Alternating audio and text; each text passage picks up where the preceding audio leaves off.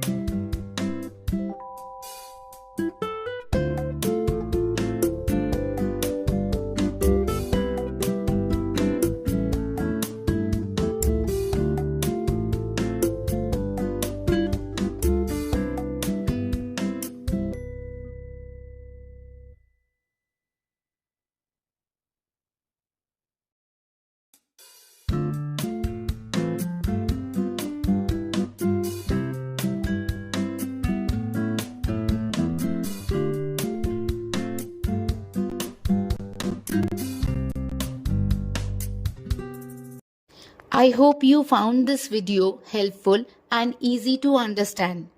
For all subjects, I am uploading previous year question papers in a structured way, one video per subject, 1 year at a time, so that your preparation stays clear and focused.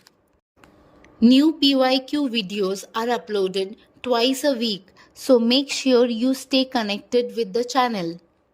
If you want the solved PYQs in PDF format, you can find the link in the description. Don't forget to like, share and subscribe for more such exam focused content. Thank you for watching and all the best for your exams.